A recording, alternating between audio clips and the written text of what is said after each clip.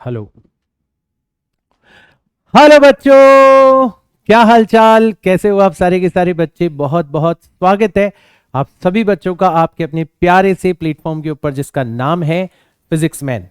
मैं उम्मीद करता हूं आप सारे के सारे बच्चे एकदम स्वस्थ होंगे, एकदम मस्त होंगे और सबसे इंपॉर्टेंट पूरे जोश के साथ में, पूरी एनर्जी के साथ में मेरे साथ नीट और जेई मेंस की तैयारियों के अंदर व्यस्त होंगे। तो हर एक बच्चा जो कि जेई और नीट की तैयारी कर रहा है वो इन लेक्चर्स का फायदा उठा सकता है। और आज इसी सीरीज के अंदर, इसी सिलसिले के अंदर हम लेके आए हैं lecture number 4, chapter number 2, units, dimension and error. इस चैप्टर का एक पूरा का पूरा सेगमेंट मतलब डायमेंशंस हमने 3 लेक्चर्स के अंदर खत्म किया है। उसके डीपीपीज आपको ऑलरेडी वेबसाइट के ऊपर अवेलेबल करवा दी गई है। एंड आई होप आपने सारे लेक्चर्स देख लिए होंगे और सारी डीपीपी सॉल्व कर ली होंगी, तो आपका जो कॉन्फिडेंस है वो बहुत ज्यादा इंक्रीज हो चुका होगा। अब बारी है हमारे दूसरे सेगमेंट की। जब भी हम किसी चीज को मेजर करते हैं तो परफेक्शन नहीं हासिल है हमें, हमेशा कुछ ना कुछ एरर होती है। जो ट्रू वैल्यू है उससे हमारा मेजरमेंट डिफरेंट होता है। तो एरर्स क्या होती हैं, एरर्स को कितने टाइप्स के अंदर डिवाइड किया जा सकता है, एरर्स को कैलकुलेट कैसे किया जा सकता है, और कैसे आप किसी रिजल्ट को कैलकुलेट करते हो उसमें कोई एरर आती है और वो प्रोपेगेट होती है आपके अदर कैलकुलेटेड रिजल्ट्स के अंदर। ये सब कुछ हम जानेंगे हमारे इस सेगमेंट के अंदर। One of the most important segment है ये इस चैप्टर का। ठीक है, तो शुरुआत में ही मैं आपको बताना चाहूंगा कि इस लेक्चर के अंदर हम कौन कौन से टॉपिक्स कवर करने वाले हैं। तो सबसे पहले अपन एरर के बारे में जानेंगे। एरर इन मेजरमेंट क्या होती है, कैसे इसको मेजर किया जाता है। टाइप्स ऑफ एरर्स के बारे में बात करेंगे। एक्यूरेसी और प्रिसीजन दोनों लगभग सेम साउंड करने वाले वर्ड हैं, बट फिजिक्स में बहुत ज्यादा डिफरेंट है ये दोनों, तो इनके बारे में हम लोग बात करेंगे। Then we will talk about zero error, least count error. तो आपको जो टाइप्स ऑफ एरर है वो थोड़ा सा और अच्छे से समझ में आ जाए। मैं एरर्स को कैलकुलेट करना सिखाऊंगा, एरर्स को रिप्रेजेंट करना सिखाऊंगा, परसेंटेज एरर, रिलेटिव एरर, बहुत सारे अलग अलग कॉन्सेप्ट्स के बारे में हम लोग बात करेंगे आज के इस लेक्चर के अंदर। तो शुरुआत से लेके आखिरी तक इस लेक्चर को देखना है। कॉपी और पेन लेके बैठा करो हमेशा मेरे लेक्चर्स के अंदर, क्योंकि मैं ढेर सारी प्रैक्टिस करवाते हुए इन लेक्चर्स के अंदर आपको चीजों को सिखाने की कोशिश करता हूं। सबसे बड़ी बात, लेक्चर्स को देखने के बाद में जब आपका कॉन्फिडेंस बढ़ जाता है तो सबसे सही मौका होता है प्रैक्टिस करने का। तो बच्चे पूछते हैं सर डीपीपीज वगैरह, तो ये सारे के सारे लेक्चर्स पूरे सीक्वेंस के अंदर, इनकी पीडीएफ, और सबसे इंपॉर्टेंट है डीपीपीज। डीपीपीज का सोल्यूशन अगर आप पर्सनली मेरे साथ में कनेक्ट करना चाहते हो, ये सारी की सारी चीजें यूट्यूब पर नहीं उपलब्ध करवाई जा सकती। यूट्यूब पर आपको ये कुछ लेक्चर्स मिल रहे हैं, तो इन सबको अगर आप एक्सेस करना चाहते हो, and which is very much necessary, अगर आप सच में अपने नीट और जेईई मेंस के एग्जाम के लिए सीरियस हो, अगर आप सच में स्कोर करना चाहते हो अच्छा, तो you should visit this particular website www.physicsman.in। मेरी अपनी वेबसाइट है, मैंने अपने खुद के हाथों से बनाई है। तो इस वेबसाइट पर आप जाओगे तो आपको ये सारी की सारी चीज़ें वेल अरेंज्ड मैनर के अंदर, एक सीक्वेंस के अंदर मिल जाएंगी। बिना डिस्ट्रैक्शन वाले माहौल के अंदर आप वहां पर पढ़ सकते हो, इन चीज़ों का फायदा उठा सकते हो। ठीक है, अब बारी है हमारे इस लेक्चर की शुरुआत करने की, राइट। तो सबसे पहला कॉन्सेप्ट, एरर। एरर का मतलब क्या होता है? बहुत सिंपल सी चीज है, बहुत ज्यादा डिटेल में हम लोग नहीं जाएंगे। जितना आसान शब्दों का प्रयोग कर सकते हैं उतने आसान शब्दों का यूज करेंगे। एरर का सिंपल सा मतलब होता है कि जब भी आप मेजरमेंट करते हो, जब भी आप मेजरमेंट करते हो, तो आपकी जो मेजर्ड वैल्यू है, आपकी जो मेजर्ड वैल्यू है, जिस वैल्यू को आपने मेजर किया है, वो डिफरेंट होती है। किससे? ट्रू वैल्यू से। किससे? ट्रू वैल्यू से। ट्रू वैल्यू से डिफरेंट होती है, और इन दोनों का जो डिफरेंस है वही कहलाता है एरर। अब आप यहां पर एक सवाल उठाओगे कि सर अगर हमें ट्रू वैल्यू पता है किसी चीज की, तो हम मेजर ही क्यों कर रहे हैं? मेजर तो तब किया जाता है ना जब हम पता लगाना चाहते हैं। तो यहां पर एक कॉन्सेप्ट आपको सीखना है कि हमें कभी भी जिस क्वांटिटी को हम मेजर कर रहे हैं उसकी ट्रू वैल्यू नहीं पता होती, हम पता कर भी नहीं सकते। ठीक है, तो हम क्या कर सकते हैं, हम इस ट्रू वैल्यू को एक बार के लिए, ये तो आइडियल कॉन्सेप्ट है, हम ट्रू वैल्यू को रिप्लेस कर सकते हैं किससे? हमारे मीन, किससे? मीन वैल्यू से। मीन वैल्यू, जो मीन वैल्यू होती है ना, या जो एवरेज वैल्यू होती है, उससे हम इसको रिप्लेस कर सकते हैं। मतलब उसी को हम क्या मान सकते हैं? ट्रू वैल्यू मान सकते हैं। अभी मैं आपको पूरा का पूरा कैलकुलेशन करके बताऊंगा, आपको और अच्छे से समझ में आ जाएगा। तो ये हो गई हमारी एरर। एरर जो है वो होती है measured value minus true value. अब कुछ कंसेप्चुअल चीजें बताता हूं। सबसे पहले ये कनेक्ट कर दिया जाता है कि एरर जो होती है ना किसी भी फिजिकल क्वांटिटी की, ठीक है, एरर इन एक्स, ठीक है, इसको लिखा कैसे जाता है? तो देखो आप नोटिस करोगे एरर भी तो चेंज है ना भाई। एरर क्या है? Small change, measured value minus true value. तो इसको लिखने का तरीका वही होता है जैसे हमने चेंज को लिखा था, हम इसको डेल्टा एक्स लिखते हैं। हम इसको क्या लिखते हैं? डेल्टा एक्स लिखते हैं। साथ ही साथ में एरर आपकी पॉजिटिव साइड पर भी आ सकती है, मतलब मेजर्ड वैल्यू आपकी ज्यादा भी हो सकती है ट्रू वैल्यू से, या नेगेटिव साइड पर भी आ सकती है, मेजर्ड वैल्यू आपकी कम भी हो सकती है। तो हम लोग यहां पर प्लस माइनस भी लिख देते हैं कि हमारी एरर जो है वो प्लस माइनस, ठीक है, दोनों साइड्स में इतनी हमारी अपीयर हो सकती है। और यहां से एक कॉन्सेप्ट आता है कि एरर का डायमेंशनल फॉर्मूला क्या होगा? एरर का डायमेंशनल फॉर्मूला क्या होगा? तो अब आपने मेरे साथ में डायमेंशंस को बहुत अच्छे से पढ़ रखा है, आप कनेक्ट कर सकते हो कि एरर का जो डायमेंशनल फॉर्मूला होगा, ठीक है, एरर का जो डायमेंशनल फॉर्मूला होगा, नाउ आपको बहुत अच्छे से पता पड़ गया कि error is nothing but small change. और सर ने डायमेंशंस के अंदर पढ़ाया था चेंज का डायमेंशनल फॉर्मूला वही होता है जो फिजिकल क्वांटिटी का होता है। तो इसका जो डायमेंशनल फॉर्मूला होगा वो सेम होगा, same as dimensional formula of, same as dimensional formula of X. ये एक कॉन्सेप्ट आपको ध्यान में रखना है। जिस फिजिकल क्वांटिटी के अंदर आप एरर निकाल रहे हो, उस फिजिकल क्वांटिटी का जो डायमेंशनल फॉर्मूला होगा वही आपके एरर का भी डायमेंशनल फॉर्मूला हो जाएगा। ठीक है, आया समझ में? अभी मैं आपको एक स्पेशल काइंड ऑफ एरर के बारे में बताऊंगा, वो डायमेंशन लेस होती है, उसके लिए आपको थोड़ा सा वेट करना पड़ेगा। बट ये जो जनरल डेफिनेशन हमने बनाई है एरर की, measured value minus true value, this is known as absolute error. ठीक है, अभी इसके बारे में अपन और डिटेल में बात करेंगे। इसका डायमेंशनल फॉर्मूला वही होता है जो कि आपकी फिजिकल क्वांटिटी का डायमेंशनल फॉर्मूला होता है। ऐसे कनेक्ट करना सीखो कॉन्सेप्ट्स को, यही छोटे छोटे सवाल बन जाते हैं, खासकर आजकल जब एनसीईआरटी की लाइंस को उठा के स्टेटमेंट वाले सवाल बनाए जा रहे हैं। ये है एनसीईआरटी की लाइंस, ठीक है, इसलिए मैं बार बार बोलता हूं मेरे लेक्चर्स को आप देखोगे तो आपको एनसीईआरटी पढ़ने की जरूरत नहीं है, बट फिर भी चैप्टर खत्म होने के बाद में आपको एनसीईआरटी नॉवेल की तरह पढ़नी है। मैं बार बार बोलता हूं बच्चों को, इस तरीके से आप स्टेटमेंट वाले क्वेश्चंस को आसानी से क्रैक कर सकते हो। ठीक है, चलो सर, ये तो पहला कॉन्सेप्ट हो गया हमारा, एरर क्या होती है हमें पता पड़ गया। ठीक है, अब दो वर्ड और लिखे हैं मैंने, एक्यूरेसी और प्रिसीजन। दोनों सेम साउंड करते हैं, मतलब अगर हम डे टू डे लाइफ की बात करें तो हम दोनों को सेम अर्थों में यूज करते हैं। ठीक है, आप एक्यूरेसी की जगह प्रिसीजन बोल देते हो, प्रिसीजन की जगह एक्यूरेसी बोल देते हो, कोई फर्क नहीं पड़ता। अब यहां पर फिजिक्स में थोड़ा सा डिफरेंट है। ठीक है, एक एग्जाम्पल के साथ में बताता हूं। मान लो हमने कहा कि दो स्टूडेंट्स हैं, वो ग्रेविटेशनल एक्सेलरेशन का मेजरमेंट कर रहे हैं। ठीक है, तो यहां पर हम बात कर रहे हैं मेजरमेंट ऑफ, ग्रेविटेशनल एक्सेलरेशन।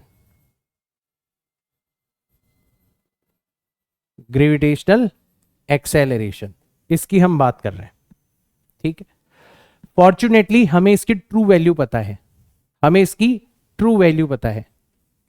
ठीक है, हमें इसकी ट्रू वैल्यू पता है, कितनी होती है? 9.8 मीटर पर सेकेंड स्क्वायर होती है, हमें पता है इसकी ट्रू वैल्यू। अब दो स्टूडेंट जो हैं वो इसका मेजरमेंट कर रहे हैं और वो अपनी अपनी रिपोर्ट सबमिट करते हैं। पहला स्टूडेंट जो है, ठीक है, स्टूडेंट ए, इसके पास में ठीक ठाक उपकरण है, ठीक ठाक इंस्ट्रूमेंट है, कोई बहुत ज्यादा हाईफाई नहीं है, नॉर्मल काइंड ऑफ इंस्ट्रूमेंट है, बट ये बहुत केयरफुली एक्सपेरिमेंट करता है, बड़ा सिंसियर बच्चा है, बहुत केयरफुली एक्सपेरिमेंट करता है और ये अपना रिजल्ट रिपोर्ट करता है। कितना? ये बताता है कि भैया मेरा जो रिजल्ट आ रहा है वो आ रहा है 9 9.7 मीटर पर सेकेंड स्क्वायर। ठीक है, ये पहला स्टूडेंट अपना रिजल्ट रिपोर्ट कर रहा है। और जो स्टूडेंट बी है, जो दूसरा स्टूडेंट है, ठीक है, इसने क्या करा, ये मार्केट गया और ये एक बहुत अच्छा इंस्ट्रूमेंट खरीद के लेके आया, बहुत अच्छा हाई प्रिसीजन वाला इंस्ट्रूमेंट खरीद के लेके आया। देखो इसमें भी वर्ड आ गया प्रिसीजन, और उससे इसने मेजरमेंट किया। बट ये थोड़ा लापरवाह बच्चा है, ये थोड़ा सा लापरवाह बच्चा है, इसने मेजरमेंट करते टाइम पे काफी सारे इंस्ट्रक्शंस के ऊपर ध्यान ही नहीं दिया। तो इसका जो मेजरमेंट निकल के आया वो फाइनली निकल के आया कितना, 9.568 मीटर पर सेकेंड स्क्वायर। इतना निकल के आया, इतना निकल के आया। दोनों ने अपना अपना मेजरमेंट रिपोर्ट कर दिया। ठीक है, अब आप नोटिस कर रहे हो कि अगर ट्रू वैल्यू से कंपेयर किया जाए तो इसमें भी एरर है और इसमें भी एरर है। ठीक है, अगर अपन बात करें एरर इन ए की, कि बताओ ए जो है उसमें कितनी एरर है, तो एरर इन ए, जो स्टूडेंट ए है उसके मेजरमेंट में कितनी एरर है, तो हम क्या करेंगे, मेजरमेंट लेंगे 9.7, उसमें से माइनस कर देंगे ट्रू वैल्यू को, तो एरर आ जाएगी -0.1 मीटर पर सेकेंड स्क्वायर। ठीक है, और error in measurement of student B अगर आप निकालोगे तो ये भी आप निकाल सकते हो, 9.568 माइनस 9.8 करोगे तो जो भी आपकी एरर आएगी वो आप यहां पर कैलकुलेट कर सकते हो। तो हम क्या करेंगे, 9.800 ले लेते हैं और 9.568 को यहां पर माइनस कर देते हैं एक बार के लिए। 10 में से 8 गए 2, 9 में से 6 गए बचेंगे 3, यहां पर बच गया 7 में से 5 चले गए 2। ठीक है, तो 0.232 कितना, 0.232। एक बार कैलकुलेशन जरूर कर लेना, हो सकता है मुझसे कुछ गलती हो जाए। 8 और 2 10, 0 पावर 1, 6 और 3 9 और 1 10, 0 पावर 1, 5 और 2 7 और 1 8। ठीक है, ठीक है, तो ये आ जाएगा माइनस का 0.232 मीटर पर सेकेंड स्क्वायर, ये आ जाएगी इसकी एरर। तो एरर कैसे निकालते हैं वो तो हमें समझ में आ गया। अब इन दो वर्ड्स के ऊपर ध्यान देना, one is called accuracy and other is called precision. अगर आपसे पूछा जाए कि बताओ इनमें से ज्यादा एक्यूरेट मेजरमेंट कौन सा है, ठीक है ना, ठीक है, विच मेजरमेंट इज एक्यूरेट, कौन सा मेजरमेंट जो है वो एक्यूरेट है, इज मोस्ट एक्यूरेट, कौन सा मेजरमेंट जो है वो एक्यूरेट है। तो आप बोलोगे सर जिसमें कम एरर है वो पक्का क्या रहा होगा, एक्यूरेट रहा होगा। तो आपने देखा कम एरर किस में आ रही है, इसमें एरर कितनी है 0.1 और इसमें एरर कितनी है 0.2, उससे भी थोड़ी सी ज्यादा 232 है। तो जिसमें एरर कम होती है यानी कि जो ट्रू वैल्यू के जितना नजदीक होता है वही मेजरमेंट सबसे ज्यादा एक्यूरेट होता है। ये तो बहुत सिंपल हो गया। कौन सा मेजरमेंट सबसे ज्यादा एक्यूरेट होगा, जिसमें एरर सबसे कम होगी, जिसमें एरर सबसे कम होगी, जो ट्रू वैल्यू के सबसे ज्यादा पास होगा। तो यहां पर आपका जो मेजरमेंट ए है वो एक्यूरेट है। और अगर आपसे पूछे कि बताओ विच मेजरमेंट इज, अगर आपसे कोई पूछे कि बताओ विच मेजरमेंट, ठीक है, इज मोस्ट प्रिसाइज, अगर आपसे ये पूछे मोस्ट प्रिसाइज, अगर आपसे कोई ये पूछ ले विच मेजरमेंट इज मोस्ट प्रिसाइज। अब प्रिसाइज जो है ना वो इंस्ट्रूमेंट के ऊपर डिपेंड करता है, उसका एक्यूरेसी से कोई लेना देना नहीं है। हो सकता है आपका जो मेजरमेंट है वो बहुत कम एक्यूरेट हो, लेकिन अगर आपने अच्छा इंस्ट्रूमेंट यूज किया है, आपने हाई प्रिसीजन वाला इंस्ट्रूमेंट यूज किया है, आपने एक ऐसा इंस्ट्रूमेंट यूज किया है जो डेसिमल के बाद में ज्यादा से ज्यादा डिजिट्स तक मेजर करना अलाउ करता है। जैसे यहां पर इसने जो इंस्ट्रूमेंट यूज किया था वो डेसिमल के बाद में सिर्फ एक डिजिट तक ही मेजरमेंट अलाउ कर रहा है, जबकि इसने जो इंस्ट्रूमेंट यूज किया था वो डेसिमल के बाद में 1 2 3 डिजिट्स तक मेजरमेंट अलाउ कर रहा है, तो पक्का इसका जो इंस्ट्रूमेंट है वो ज्यादा प्रिसाइज रहा होगा। क्यों? क्योंकि वो ज्यादा डेसिमल के बाद में डिजिट्स हमें मेजर करना अलाउ कर रहा है। तो कोई पूछे विच मेजरमेंट इज मोस्ट प्रिसाइज, जिस मेजरमेंट को करने के लिए मोस्ट प्रिसाइज इंस्ट्रूमेंट का यूज किया गया है या जिसमें डेसिमल के बाद में सबसे ज्यादा डिजिट्स हैं। तो हमारे सेकंड मेजरमेंट के अंदर डेसिमल के बाद में सबसे ज्यादा डिजिट्स हैं, तो हमारा मेजरमेंट बी जो है ये हो जाएगा मोस्ट प्रिसाइज। तो अब आपको समझ में आया कि फिजिक्स के अंदर एक्यूरेसी और प्रिसीजन दो अलग अलग चीजें हैं। जो मेजरमेंट आपका एक्यूरेट है वो प्रिसाइज नहीं है, और जो प्रिसाइज है वो एक्यूरेट नहीं है। ऐसा भी हो सकता है, ये मैंने इस एग्जांपल से आपको समझाने की कोशिश करी है। हाँ, आप बहुत अच्छा इंस्ट्रूमेंट यूज करो, बहुत अच्छी बात है, आपका मेजरमेंट बहुत प्रिसाइज भी होगा, और केयरफुली एक्सपेरिमेंटेशन करो तो आपकी एक्यूरेसी भी बहुत ज्यादा होगी।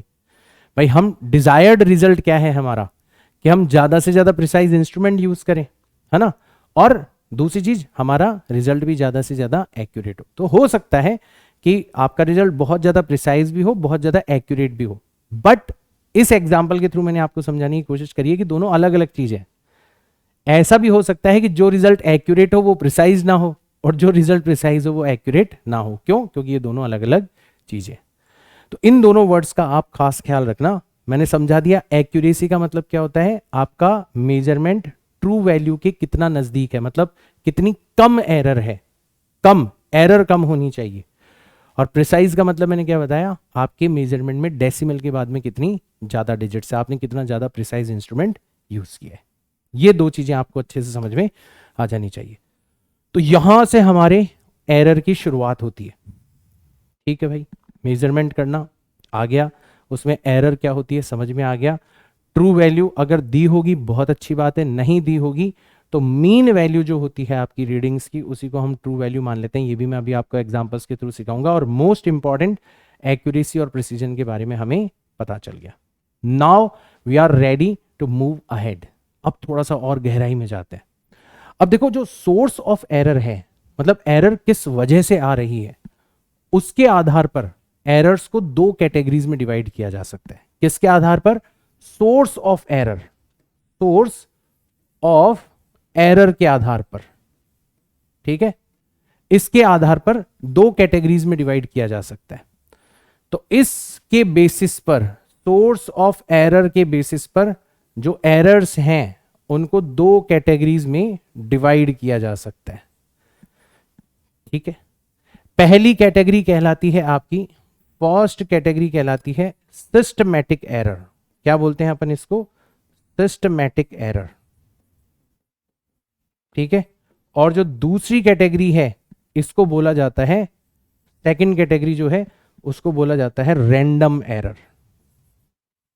दो कैटेगरीज में हम एरर को डिवाइड कर सकते हैं। क्यों? क्योंकि दोनों का सोर्स बिल्कुल अलग है, दोनों का सोर्स बिल्कुल अलग है। चलो सोर्स के बारे में भी बाद में बात करेंगे, पहले पहचानना सीखते हैं कि कौन सी एरर सिस्टमैटिक है और कौन सी रैंडम है। तो नाम में ही छुपा हुआ है, नाम में ही छुपा हुआ है। देखो रैंडम का मतलब क्या होता है? रैंडम का मतलब होता है जिसका कोई भरोसा ना हो। ठीक है, जैसे मेरा कोई भरोसा नहीं है, कभी भी लेक्चर डाल रहा हूं, ठीक है ना। नहीं नहीं यार, अपने लेक्चर बिल्कुल फिक्स टाइम पर आते हैं। ठीक है, बीच में थोड़े से आंधी तूफान की वजह से अफेक्ट हुए। Random error, random error, random word का मतलब है जिसका कोई भरोसा ना हो, जो पॉजिटिव साइड में भी आ सकती है, जो नेगेटिव साइड में भी आ सकती है, जो ज्यादा भी आ सकती है और जो कम भी आ सकती है। तो रैंडम एरर का मतलब हो जाएगा which appears in both sides, which appears in both sides randomly, randomly, जो दोनों ही साइड्स में अपीयर हो सकती है। कभी पॉजिटिव साइड में आ रही है, कभी आपकी मेजर्ड वैल्यू ज्यादा आ गई, दोबारा मेजर किया तो कम आ गई ट्रू वैल्यू से, है ना, इस तरीके से। तो ये तो हो गई आपकी रैंडम एरर, नाम में ही छुपा हुआ है, रैंडम का मतलब ये है। और सिस्टमेटिक एरर का मतलब क्या होता है? इसका जस्ट उल्टा कर लो, which appears in only single side, which appears in only one direction, which appears only in one direction. मतलब अगर मान लो आपने मेजरमेंट किया और आपकी मेजर्ड वैल्यू ट्रू वैल्यू से ज्यादा निकल के आई, अगली बार मेजरमेंट करोगे तो अगली बार भी आपकी जो मेजर्ड वैल्यू है वो ट्रू वैल्यू से ज्यादा निकल के आएगी, उतने ही अमाउंट से जितने अमाउंट से पहली बार में निकल के आई थी। अगर ऐसी एरर है जिसका मैग्नीट्यूड भी चेंज नहीं हो रहा और जिसकी डायरेक्शन भी चेंज नहीं हो रही, तो वो पक्का सिस्टमेटिक एरर है। तो हमने पहचानना सीख लिया ऊपर ऊपर से। अब थोड़ा दिमाग लगाते हैं यार, इनका सोर्स अलग अलग होगा। देखो रैंडम एरर जो है ना, उसका सोर्स भी हमें नहीं पता। तो अगर कोई पूछे कि बताओ रैंडम एरर का सोर्स क्या है, ठीक है, रैंडम एरर का सोर्स क्या है, तो पहला वर्ड आप यूज करोगे अननोन, हमें नहीं पता, ठीक है। एंड अनकंट्रोलेबल, मान लो हमें पता तो है लेकिन हम उसको फिर कंट्रोल नहीं कर सकते। अनकंट्रोलेबल, हो सकता है मेरी स्पेलिंग्स खराब हो, ठीक है ना, तो आप उनको करेक्ट करते जाना अपने नोट्स के अंदर। ये भाई या तो कोई ऐसा फैक्टर है जो कि हमें पता ही नहीं है क्यों आ रही है एरर। एक इसमें पता है सबसे बड़ा वो क्या है, हमारी खुद की लिमिटेशन है, इंसानों की भी। हम अगर किसी चीज को रिपीट करते हैं तो भी हल्का फुल्का वेरिएशन हो जाता है। सबसे अच्छा एग्जांपल है आपका सिग्नेचर।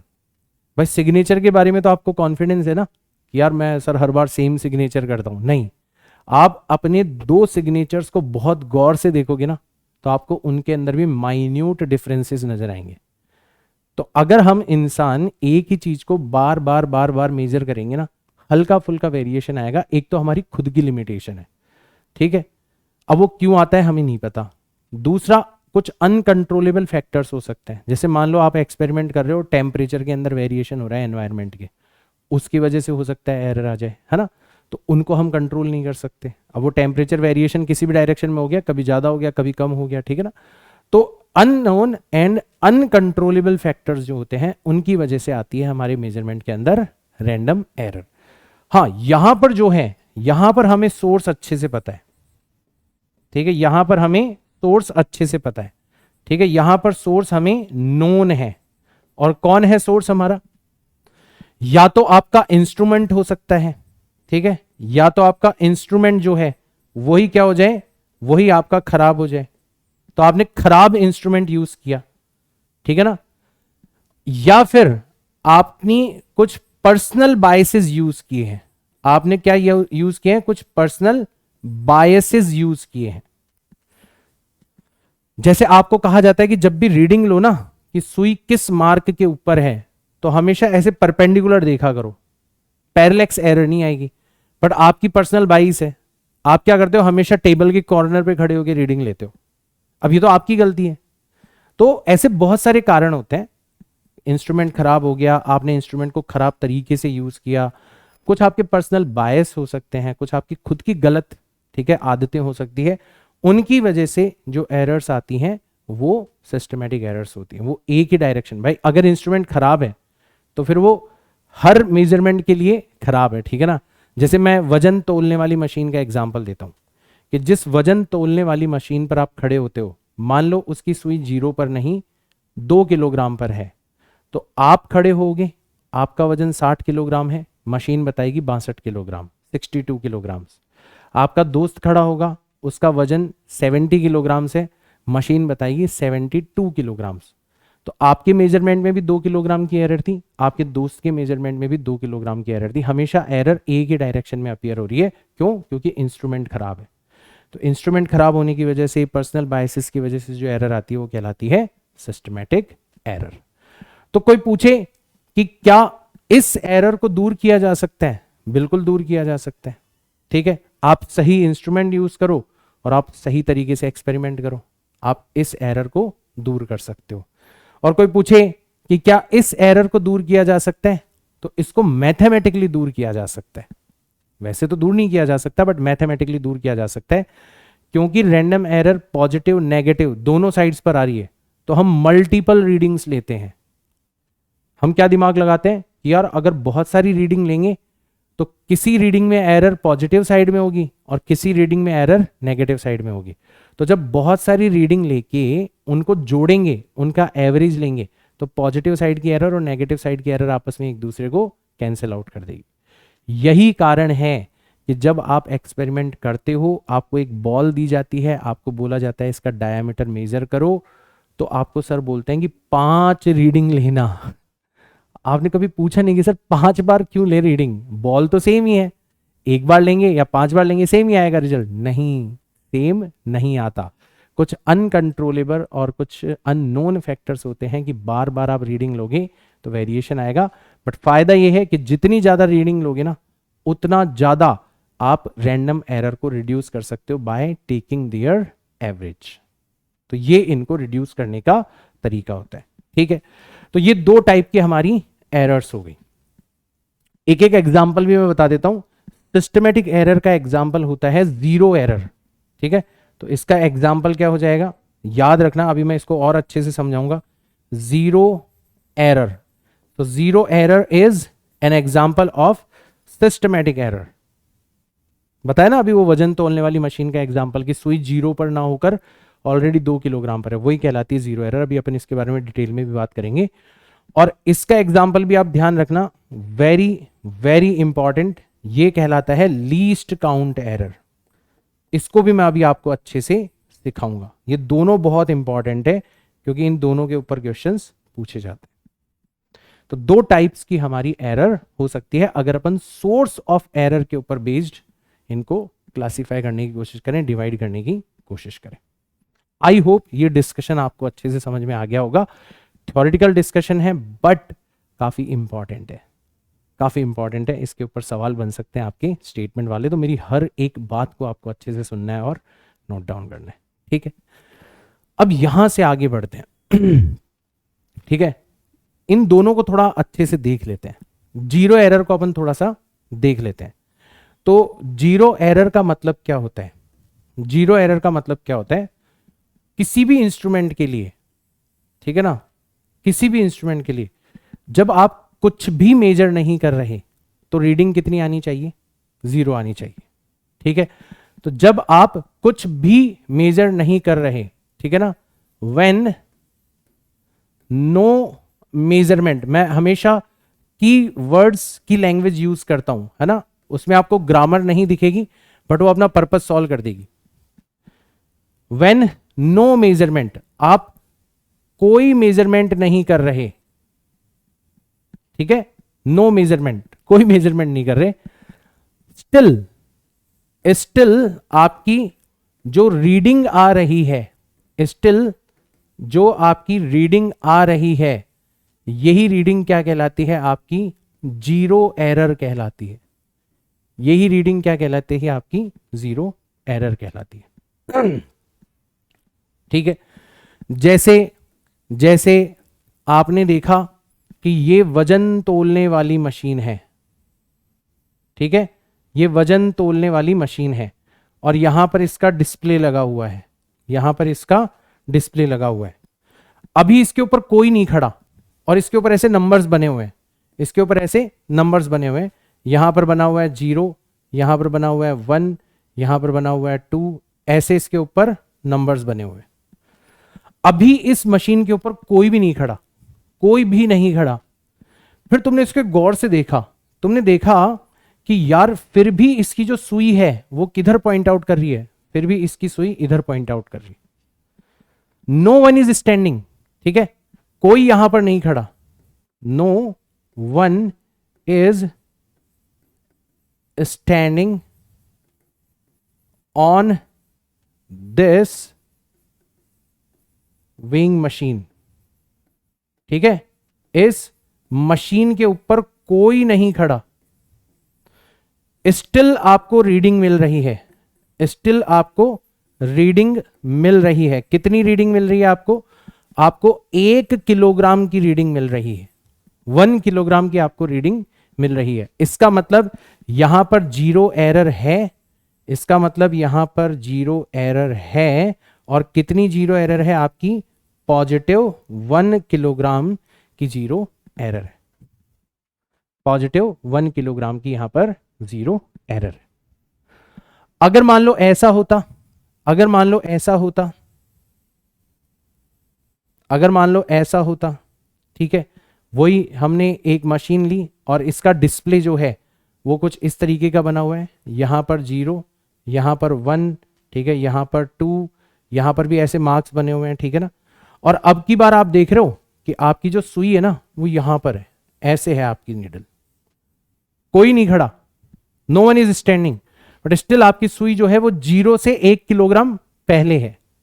यानी कि अब की बार यहां पर जो 0 एरर है, यहां पर जो 0 एरर है वो होगी तो 1 किलोग्राम ही, बट अब की बार कैसी हो जाएगी, -1 किलोग्राम हो जाएगी। तो जब भी आप कोई इंस्ट्रूमेंट यूज करते हो ना, सबसे पहले आपको ये चेक करना है कि कहीं उसमें 0 एरर तो नहीं है।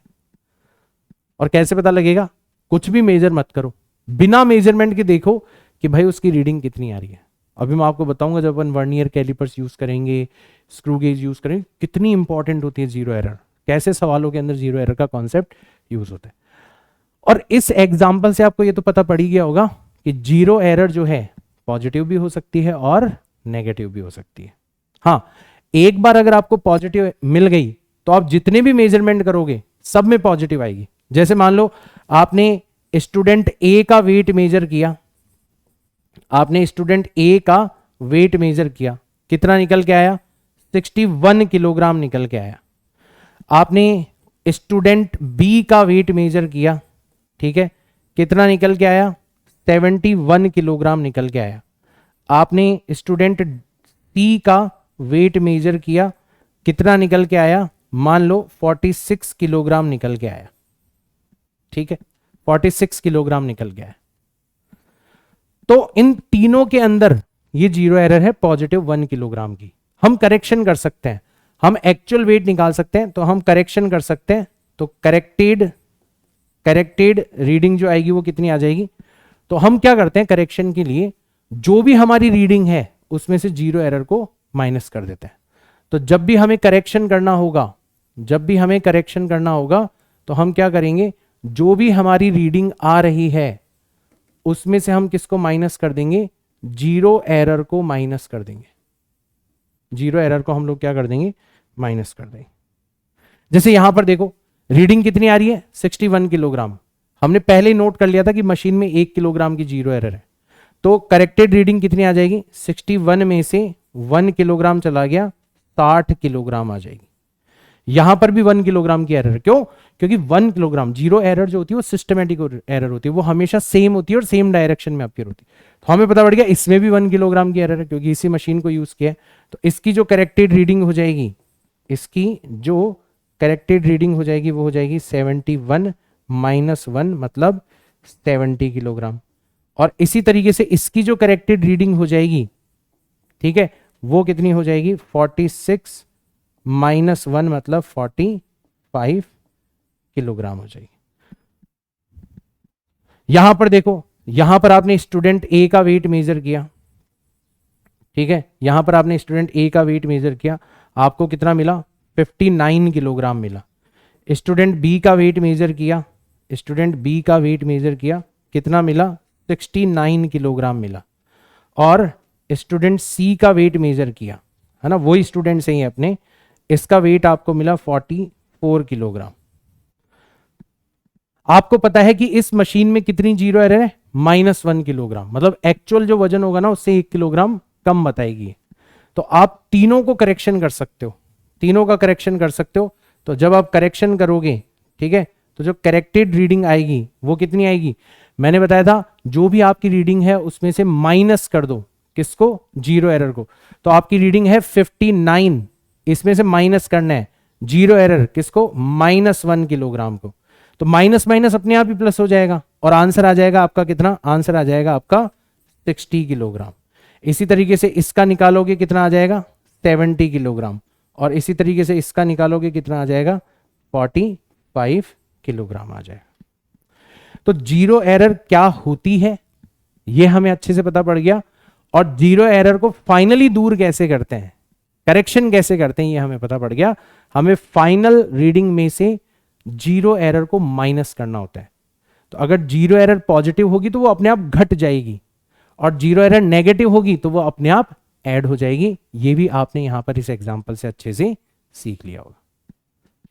बहुत इंपॉर्टेंट है, मजा आएगा जब आप इस कॉन्सेप्ट को यूज करना सीखोगे। अक्सर ये सब चीजें बच्चों को इतना डिटेल में नहीं पढ़ाई जाती और बच्चे इनको लेके कंफ्यूज रहते हैं। आई होप आपको अच्छे से क्लियर हो गया होगा, ठीक है ना। मुझे कमेंट्स के अंदर जरूर बताना कि हाँ यार finally zero error, least count error के बारे में हमें बहुत अच्छे से क्लैरिटी मिल चुकी है। अब आने दो इनको सवालों के अंदर। आज से पहले परेशान करते थे, अंधेरे में तीर चलाते थे, अब हमें बहुत अच्छी अंडरस्टैंडिंग हो चुकी है इन दोनों की। ये आप मुझे कमेंट्स के अंदर जरूर बताना। तो ये तो हो गई आपकी जीरो एरर। अगली जो एरर है इसको कहते हैं लीस्ट काउंट एरर। ये भी हर इंस्ट्रूमेंट में पाई जाती है क्योंकि हर इंस्ट्रूमेंट का लीस्ट काउंट होता है। क्या होता है सर लीस्ट काउंट का मतलब क्या होता है, पहले तो ये बता दो हमें। तो लीस्ट काउंट का मतलब होता है, नाम में ही छुपा हुआ है, मतलब लीस्ट का मतलब होता है कम से कम, और काउंट का मतलब है जो कम से कम काउंटिंग की जा सकती है, ठीक है ना। जो आपका मिनिमम मेजरमेंट हो सकता है, जो आपका मिनिमम मेजरमेंट हो सकता है, minimum measurement of an instrument.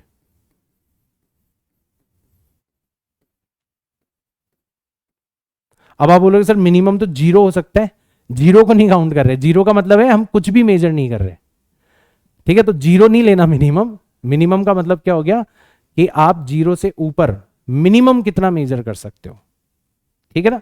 तो ये चीज आपको ध्यान रखना। देखो मैं लैंग्वेज थोड़ी बुकिश लैंग्वेज यूज नहीं करता, मैं अपनी लैंग्वेज यूज करता हूं।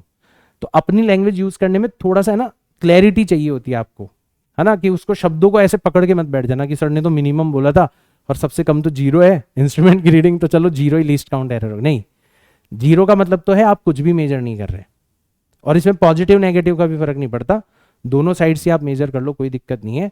बट मेजरमेंट आप कर रहे हो और फिर सबसे कम मेजरमेंट जो हो सकता है आपका पॉसिबल, वो आपका क्या कहलाएगा, लीस्ट काउंट कहलाएगा। जैसे इसका सबसे अच्छा एग्जांपल है, आपके पास में जो स्केल रखा हुआ है, ठीक है, ऐसा स्केल दिखता है आपका, अगर आपने कभी देखा होगा गौर से, तो आपके पास में जो स्केल रखा हुआ है, मैं थोड़ा बड़ा बना रहा हूं ताकि आपको मैं अच्छे से दिखा सकूं। तो उस स्केल के ऊपर मार्किंग्स कैसे बनी हुई होती है, ऐसे बनी हुई होती है। यहां पर बना होता है जीरो, शुरुआत हो रही है कहां से, जीरो से, ठीक है।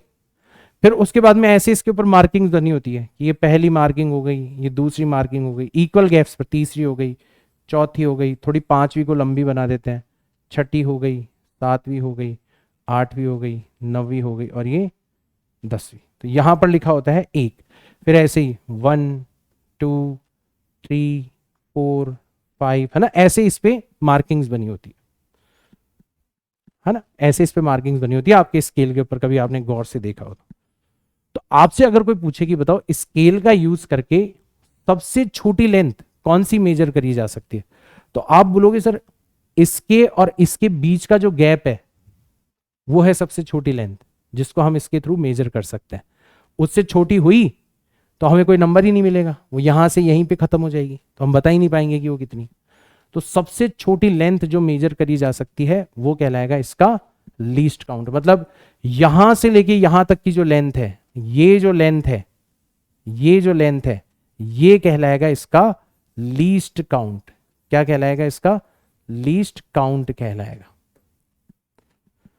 अक्सर जो आपका स्केल होता है उसमें 0 सेंटीमीटर और ये है आपका 1 सेंटीमीटर, इसको आपने 10 पार्ट्स में डिवाइड किया होता है। तो आप बता सकते हो कि ये लेंथ कितनी है। आप आसानी से बता सकते हो कि सर 1 सेंटीमीटर का 10वां हिस्सा मतलब 0.1 सेंटीमीटर, या फिर इसको 1 मिलीमीटर भी कहा जा सकता है। तो किसी भी इंस्ट्रूमेंट का आप लीस्ट काउंट निकाल सकते हो। आसान शब्दों में ध्यान रखना, जो उस इंस्ट्रूमेंट की सबसे minimum value, minimum measurement possible है, वही उसका क्या कहलाएगी, लीस्ट काउंट कहलाएगी, ठीक है। जैसे मैंने एग्जांपल लिया ऐसा, मैंने एक वोल्ट मीटर का एग्जांपल लिया, मैंने एक वोल्ट मीटर का एग्जांपल लिया, ऐसा होता है वोल्ट मीटर आपका, ठीक है। और यहां पर मार्किंग्स बनी हुई है, यहां पर बना हुआ है 0, यहां पर 1 2 3 4, यहां पर बना हुआ है 10, 1 2 3 4, यहां पर बना हुआ है 20, 1 2 3 4, यहां पर बना हुआ है 25। ऐसा आपका वोल्ट मीटर है, ठीक है। तो अब अगर आपसे कोई पूछे कि बताओ ये जो वोल्ट मीटर का स्केल आपने बनाया, इसका लीस्ट काउंट कितना होगा? तो लीस्ट काउंट का मतलब हो जाएगा यहां से लेके यहां तक का वोल्टेज, यहां से लेके यहां तक का वोल्टेज, ये हो जाएगा आपका लीस्ट काउंट, ये हो जाएगा आपका लीस्ट काउंट। और कैसे निकालोगे इस लीस्ट काउंट को? तो आपने देखा 0 से लेके 10 वोल्ट तक का जो पोर्शन है उसको आपने 5 हिस्सों में डिवाइड किया है। तो यहां पर लीस्ट काउंट कैसे निकालोगे? जो 10 वोल्ट तक का पोर्शन है उसको 5 हिस्सों में डिवाइड किया गया है, यानी कि पक्का एक हिस्सा जो है, ये पोर्शन जो है, ये कितने वोल्टेज को रिप्रेजेंट कर रहा है? 2 वोल्ट को रिप्रेजेंट कर रहा है। तो 2 वोल्ट हो जाएगा इसका लीस्ट काउंट, 2 वोल्ट हो जाएगा इसका लीस्ट काउंट। तो सबसे पहली बात तो आपको यही समझ में आनी चाहिए कि हर इंस्ट्रूमेंट का लीस्ट काउंट होता है। हर इंस्ट्रूमेंट के अंदर स्केल होता है और स्केल से जो मिनिमम वैल्यू मेजर करी जा सकती है वही क्या कहलाती है? उसका लीस्ट काउंट कहलाती है। सबसे पहली चीज तो हमें ये अच्छे से समझ में आ जानी चाहिए। अब आप बोलोगे चलो सर लीस्ट काउंट तो हमें समझ में आ गया, बट इसका एरर से क्या रिलेशन है? इसका एरर से क्या रिलेशन है? तो अब एरर से मैं आपको रिलेशन बताता हूं। जैसे मान लो आपको किसी लेंथ को मेजर करना है, ठीक है। जैसे मान लो आपको यहां से लेके यहां तक की लेंथ को मेजर करना है, ठीक है, यहां तक की लेंथ को मेजर करना है। तो आप कैसे मेजर करोगे? ये जो स्केल है इसको उठा के इसके ऊपर रख दोगे। कैसे रखोगे? ये वाला पॉइंट जो है ये तो एग्जैक्टली कहां पर होना चाहिए? 0 पर। और इस वाले पॉइंट को देखोगे कि ये कहां पर है, तो आप देखोगे कि यार ये वाला पॉइंट जो है वो तो आपको कहीं पर यहां पर बीच में दिखाई दे रहा है। भाई ये वाला पॉइंट तो एग्जैक्टली किससे मैच कर रहा है? 0 से। और ये वाला पॉइंट जो है ये आपका बीच में दिखाई दे रहा है। मान लो इस पॉइंट का नाम A है और इस पॉइंट का नाम B है, तो मैंने पूछा कि बताओ ए बी लेंथ कितनी होगी? बताओ ए बी लेंथ कितनी होगी? तो अब आप नोटिस करना यहां पर एरर कैसे आएगी, एरर कैसे आएगी। अब आपकी मजबूरी है कि आप क्या बताओगे कि सर यहां से काउंट करना चालू करते हैं, ये 1 millimetre, 2 millimetre, 3 millimetre, 4 millimetre, 5 millimetre या 0.5 सेंटीमीटर हो गया, 0.6। तो आपको ये तो पता पड़ गया कि 0.6 से ज्यादा है आपकी लेंथ और 0.7 से कम है। इसको देख के आपको क्या पता पड़ गया कि आपकी लेंथ जो है वो 0.6 से ज्यादा है। कितनी ज्यादा है ये आपको नहीं पता। कोई पूछे कितनी अनसर्टेनिटी है, तो आप बोलोगे सर 0.6 से लेके 0.7 के बीच में कुछ भी हो सकती है ये लेंथ, यानी कि जो आपका लीस्ट काउंट है उसके बराबर अनसर्टेनिटी है। प्लस अनसर्टेनिटी, यहां पर आपको एक अनसर्टेनिटी मिल रही है, ठीक है। कितनी? Uncertainty of least count. Least count के बराबर आपको यहां पर अनसर्टेनिटी, अनिश्चितता नजर आ रही है। और आपको पता है उसी की वजह से एरर इंट्रोड्यूस हो रही है। इसीलिए इसको जो लीस्ट काउंट की वजह से अनसर्टेनिटी आ रही है ना आपके इंस्ट्रूमेंट के अंदर, आपके मेजरमेंट के अंदर, यही क्या कहलाती है? यही कहलाती है लीस्ट काउंट एरर। यही कहलाती है लीस्ट काउंट एरर। इसी को अपन क्या कहते हैं? लीस्ट काउंट एरर कहते हैं। आया समझ में आपको? जैसे मैं वोल्ट मीटर का एग्जांपल लूं, वोल्ट मीटर का मैंने एग्जांपल लिया कि आपकी जो सुई है वो कहां पर नजर आई? आपने मेजरमेंट किया, आपकी सुई जो है वो आपको यहां कहीं पर नजर आ गई, यहां पर है, यहां पर है आपकी सुई। बताओ मेजरमेंट कितना होगा? बताओ मेजरमेंट कितना होगा? बताओ मेजरमेंट कितना होगा? तो वही वाली बात कि सर 0 ये हो जाएगा 2 वोल्ट, 4, 6, 8, 10, 12। तो ये तो पता पड़ गया कि 12 वोल्ट से ज्यादा है और 14 वोल्ट से कम है। 12 से 14 के बीच में हो सकती है ये वैल्यू, ठीक है। तो 12 वोल्ट से तो ज्यादा है, ये तो आपको पता पड़ गया। प्लस इसके अंदर क्या है? अनसर्टेनिटी, ठीक है, वही plus uncertainty of least count. Least count के बराबर आपकी यहां पर अनसर्टेनिटी है। 12 से 14 के बीच में कुछ भी हो सकती है। तो यहां पर ये जो लीस्ट काउंट के बराबर अनसर्टेनिटी आपको नजर आ रही है, यही क्या कहलाती है? यही कहलाती है आपकी लीस्ट काउंट एरर। तो मान लो कभी कोई मेजरमेंट आपको दे रखा हो और कोई एरर आपको नहीं दे रखी हो, तो एक एरर हमेशा प्रेजेंट होगी, एक एरर हमेशा प्रेजेंट होगी, और वो होगी आपकी लीस्ट काउंट एरर। वो होगी आपकी लीस्ट काउंट एरर। यानी कि आप यहां पर जब भी रिजल्ट लिखोगे ना, तो पता है कैसे लिखोगे? आप ऐसे लिखोगे 0.6 प्लस माइनस जो भी इस स्केल का लीस्ट काउंट था। इस स्केल का लीस्ट काउंट कितना था? 0.1 सेंटीमीटर। ये होगी आपकी फाइनल रीडिंग। और कोई एरर हो या ना हो, लीस्ट काउंट एरर हमेशा प्रेजेंट होती है। तो कई बार क्या होता है, सवालों में कोई एरर दी ही नहीं जाती, सिर्फ मेजरमेंट दिया जाता है। तो मेजरमेंट को देख के आप पता लगा सकते हो कि हाँ यार उसमें कितनी एरर है। आप बोलोगे सर हमें तो स्केल भी नहीं दिया जाता सवालों के अंदर, तो ठीक है मेजरमेंट को देख लेना 0.6, अगली रीडिंग क्या होगी 0.7, तो 0.7 और 0.6 का जो गैप है वही क्या बन जाएगा? आपका लीस्ट काउंट एरर बन जाएगा।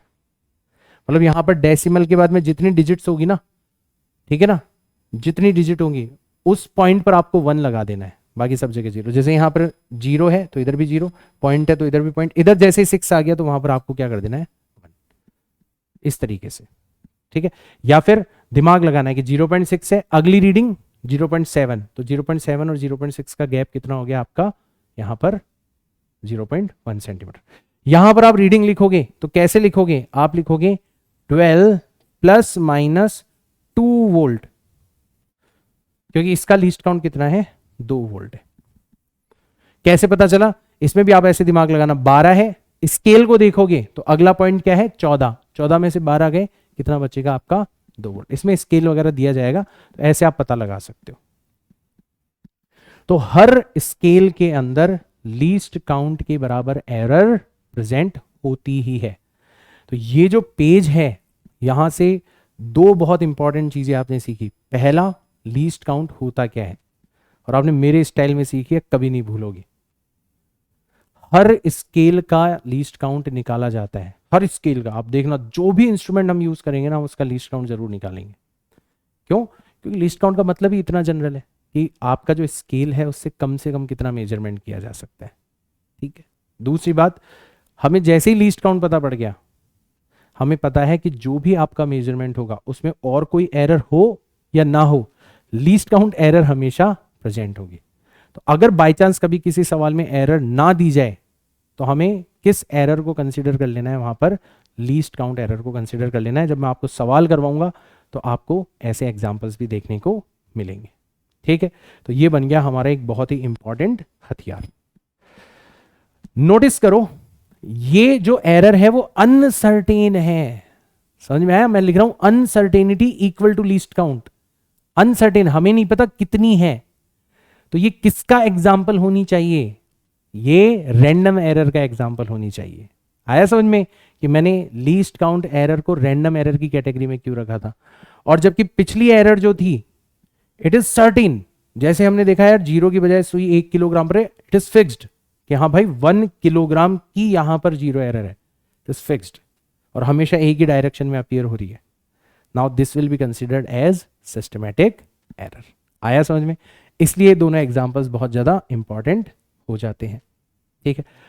अब यहां से चलते हैं आगे। अब हम बहुत अच्छे से तैयार हैं कि सर अब तो मजा आ गया, अब हमें इंस्ट्रूमेंट का लीस्ट काउंट देखना आ गया, सारी चीजें आ गई, अब तो बस हमें मेजरमेंट करवाओ। फाइनली एक पूरा एक्सपेरिमेंट करवाओ जिसके थ्रू हमें अच्छे से समझ में आ जाए कि मेजरमेंट और एरर कैलकुलेशन कैसे होती है। तो एक एग्जांपल ले लेते हैं। आपको एक बॉल दी गई है और आपको इस बॉल का क्या मेजर करना है? आपको इसका डायामीटर मेजर करना है, ठीक है ना। तो इसका आपको करना है डायामीटर मेजर, ठीक है। इसका डायामीटर आपको मेजर करना है और कहा गया है आपको कि 5 रीडिंग आपको लेनी है। टेक 5 ऑब्जर्वेशंस या टेक 5 रीडिंग्स, ठीक, ऐसा आपको कह दिया गया। ठीक है भाई, हमने हमारा इंस्ट्रूमेंट उठाया और ऐसे एक टेबल बना ली। ये पहली रीडिंग हो गई, ये दूसरी रीडिंग हो गई, ये तीसरी रीडिंग हो गई, ये चौथी रीडिंग हो गई और ये 5वीं रीडिंग हो गई। अब हमें आश्चर्य नहीं हुआ कि सर ने 5 रीडिंग लेने के लिए क्यों कहा, क्योंकि हमें पता है रैंडम एरर की वजह से। हम बार बार सेम बॉल का डायमीटर मेजर कर रहे हैं बट फिर भी डायमीटर अलग आएगा रैंडम एरर की वजह से। हो सकता है बॉल ही यूनिफॉर्म ना हो, किसी जगह से पिच की हुई हो, बच्चे फेंक देते ना इधर उधर बॉलों को उठा के लैब में, ठीक है। तो हमने यहां पर हमारा मेजरमेंट लिखा सबसे पहले, तो यहां पर हमने क्या लिखा, हमारा मेजरमेंट। मेजरमेंट को नॉर्मली अपन लिखते हैं ए, ठीक है, उसको ए से रिप्रेजेंट किया जाता है, A1 A2 A3 ऐसे लिख देंगे अपन, ठीक है ना। तो आपका जो A1 आया वो निकल के आया 1.23 सेंटीमीटर। जो आपका A2 निकल के आया वो निकल के आया 1.25 सेंटीमीटर। जो आपका A3 निकल के आया वो निकल के आया 1.27 सेंटीमीटर। जो A4 निकल के आया वो निकल के आया 1.24 सेंटीमीटर। और जो A5 निकल के आया वो निकल के आया 1.26 सेंटीमीटर। ऐसे आपने 5 रीडिंग ले ली, तैयार, रीडिंग ले ली। अब आपका काम है आगे एरर को स्पेसिफाई करना। अब देखना कैसे कैसे करते हैं, एक एक स्टेप देखते चले जाना। सबसे पहले सर मेजरमेंट तो हमारे पास में है, एरर निकालने के लिए किसकी आवश्यकता होती है, ट्रू वैल्यू की। और ट्रू वैल्यू किसको कहते हैं, मीन वैल्यू को। तो सबसे पहले तो अपन क्या करेंगे, इनकी मीन वैल्यू निकालेंगे। सबसे पहले क्या निकालेंगे, इनकी मीन वैल्यू निकालेंगे। मतलब हम सिग्मा ए निकाल लेंगे पहले, सिग्मा ए। सिग्मा का मतलब होता है सम ऑफ ए। सिग्मा का मतलब क्या होता है, इनका सम, A1 plus A2 plus A3 plus A4 plus A5, इन सब का सम क्या कहलाता है, सिग्मा। सिग्मा रिप्रेजेंटेशन होता है आपका, ठीक है ना, कि 1 से लेके 5 तक अपन A1 A2 A3 A4 A5 को ऐड करते चले जा रहे हैं। चलो ऐड करो, तो कितना आया, ऐड करने पर आया 5 और 3 8 और 7 15 और 4 19 और 6 25 का 5 पावर 1, 2 4 6 8 10 और 1 पावर 2 आ जाएगी, ठीक है ना। 12 पावर चली जाएगी 1 1 2 3 4 5 6, तो 6.25 आ गया, 6.25 आ गया। तो सबसे पहले तो आपने क्या निकाली यहां पर, सबसे पहले आपने निकाली यहां पर मीन वैल्यू। तो मीन वैल्यू जिसको अपन लिखते हैं AM, नोटेशन की फॉर्म में लिखा जा सकता है sigma a from 1 to n divided by n। n का मतलब है नंबर ऑफ रीडिंग्स, है ना।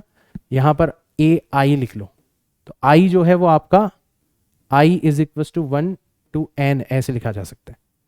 अब बच्चे क्या कई बार इसको देख के घबरा जाते हैं, कोई बात नहीं, ऐसे मत लिखो, आप तो ऐसे लिख लो कि AM का मतलब क्या हो जाएगा, सारी रीडिंग्स को ऐड करना है, A1 plus A2 plus A3 up to AN, और नंबर ऑफ रीडिंग से उसको क्या कर देना है, डिवाइड कर देना है। किसी को ये नहीं समझ में आता, ऐसे लिख लो, कोई दिक्कत नहीं है। किसने कहा कि हमें कठिन वाला नोटेशन यूज करना है, ज्यादा मार्क्स मिलेंगे, नहीं, ऐसे लिख दो। तो यहां पर जो हमने एग्जाम्पल लिया है उसमें AM कितना आया है, तो हमने जो एग्जाम्पल लिया है, ठीक है, हमारा जो एग्जाम्पल है जो हम अभी ले रहे हैं उसमें AM कितना आया, हमने सारी रीडिंग्स को ऐड किया 6.25 और नंबर ऑफ रीडिंग्स कितनी है 5, तो ये कितना आ जाएगा 1.25 सेंटीमीटर आ जाएगा। हमारे एग्जाम्पल में जो मीन वैल्यू है वो कितनी निकल के आ रही है, 1.25 सेंटीमीटर निकल के आ रही है। ठीक है सर, बहुत अच्छी बात है। अब हमारे पास में ट्रू वैल्यू आ चुकी है, अब हम क्या कर सकते हैं, एब्सोल्यूट एरर निकाल सकते हैं, ठीक है। अब हम क्या निकाल सकते हैं, एब्सोल्यूट एरर निकाल सकते हैं। और एब्सोल्यूट एरर को हमने कैसे लिखना सीखा था, डेल्टा ए। मतलब हम डेल्टा A1 निकाल सकते हैं, डेल्टा A2 निकाल सकते हैं। तो डेल्टा A1 अगर हमें निकालना है तो हम क्या करेंगे, जो मेजरमेंट है 1.23 उसमें से माइनस कर देंगे किसको, ट्रू वैल्यू को या मीन वैल्यू को 1.25, आंसर आ जाएगा माइनस का 0.02 सेंटीमीटर। इसकी जो SI यूनिट होगी वो वही होगी जो आपकी क्वांटिटी की है। तो आप डायमीटर को मेजर कर रहे हो, उसका SI यूनिट मतलब उसकी यूनिट सेंटीमीटर है, तो एरर की यूनिट भी क्या हो जाएगी, सेंटीमीटर हो जाएगी, बताया था मैंने आपको। तो ऐसे सब में निकाल लो। तो ऐसे आपने डेल्टा A2 निकाल लिया, कितना आया 1.25 minus 1.25 is equal to 0.00 centimetre. आपने डेल्टा A3 निकाल लिया 1.27 माइनस 1.25 मतलब 0.02 सेंटीमीटर पॉजिटिव आया आपकी बार, ठीक है। डेल्टा A4 निकाला आपने 1.24 माइनस 1.25 फिर से नेगेटिव 0.01 सेंटीमीटर। और जब डेल्टा A5 निकाला तो ये आ गया आपका 1.26 माइनस 1.25 फिर से पॉजिटिव 0.01 सेंटीमीटर। तो एक चीज तो साफ हो गई कि जो ये एरर्स आ रही है ना, ये कभी पॉजिटिव है कभी नेगेटिव है, कभी ज्यादा है कभी कम है, पक्का ये रैंडम एरर है।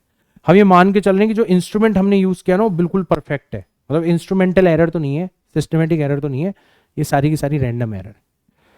तो कभी पॉजिटिव आ रही है कभी नेगेटिव आ रही है कभी, ठीक है। इस तरीके से हमने एरर्स निकाली, ये सब कहलाती है मीन एब्सोल्यूट एरर। इनको क्या कहते हैं अपन? एब्सोल्यूट एरर कहते हैं। अब ये हमारी पहली चीज थी जो कि हमने फिगर आउट करी थी, मीन वैल्यू। इसका यूज समझ में आ गया कि इसको क्यों कैलकुलेट किया था, ताकि हम ये निकाल सके। अब देखो हम एरर को रिप्रेजेंट करना सीखते हैं। एरर को रिप्रेजेंट करने का सबसे पहला तरीका होता है जिसको अपन बोलते हैं मीन एब्सोल्यूट एरर। क्या बोलते हैं अपन इसको? मीन एब्सोल्यूट एरर बोलते हैं। इसको लिखा जाता है delta a m. Delta a m मतलब डेल्टा ए का मीन है, ये डेल्टा ए का मीन है, ये एवरेज है। तो तरीका तो वही है कि अगर आपको डेल्टा ए एम निकालना है तो आपको क्या करना है? Delta A one, delta A two, delta A three, इन सबको ऐड करते चले जाना है और नंबर ऑफ रीडिंग्स से आपको क्या कर देना है? डिवाइड। लेकिन यहां पे एक कैच है। आप बोलोगे सर ऐड करने में फायदा क्या होगा? कभी पॉजिटिव आ रही है कभी नेगेटिव आ रही है, अल्टीमेटली तो कैंसिल आउट हो जाएगी, तो हमें पता ही नहीं चलेगा कि ऑन एन एवरेज कितनी एरर आई।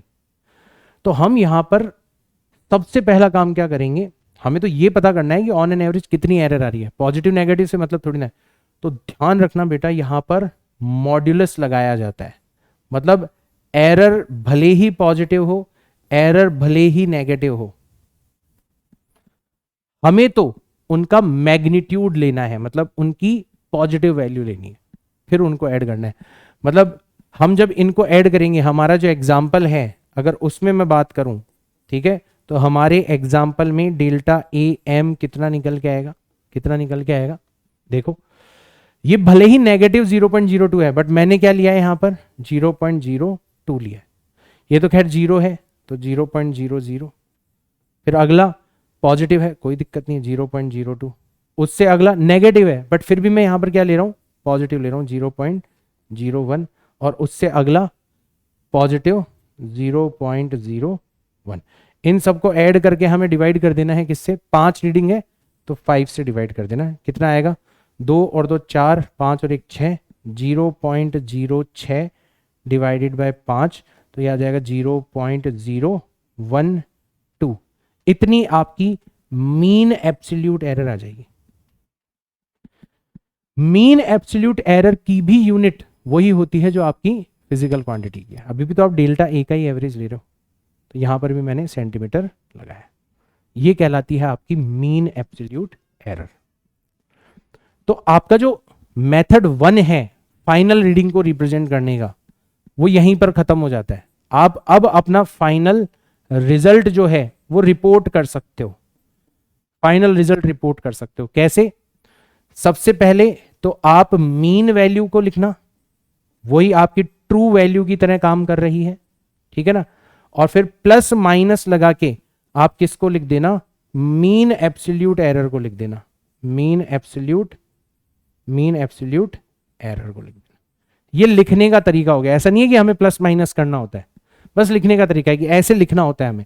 तो यहां पर हमारा जो एग्जाम्पल है उसमें मीन वैल्यू कितनी निकल के आई थी? 1.25। तो हम लिखेंगे 1.25 plus minus mean absolute error कितनी निकल के आई है? 0.012 सेंटीमीटर। ऐसे हमने हमारा फाइनल रिजल्ट क्या कर दिया? रिपोर्ट कर दिया। This is first method of reporting your final result. ठीक है, ये पहला मेथड है, ये फर्स्ट मेथड हो गया आपका, फर्स्ट मेथड हो गया, जिसमें किसको यूज किया जाता है, जिसमें मीन एब्सोल्यूट एरर को यूज किया जाता है। एक इससे भी अच्छा तरीका है, एक इससे भी अच्छा तरीका है आपके रिजल्ट को रिप्रेजेंट करने का, वो भी मैं आपको बता देता हूं, आपको और अच्छे से समझ में आ जाएगी चीजें। ठीक है, तो उसके लिए अपन चलते हैं हमारे नेक्स्ट पेज के ऊपर। ठीक है, हम एक और टाइप की एरर निकालते हैं जिसको अपन बोलते हैं रिलेटिव एरर, जिसको अपन बोलते हैं रिलेटिव एरर। ये हालांकि किसी काम की नहीं है, बट फिर भी एक बार मैं बता देता हूं।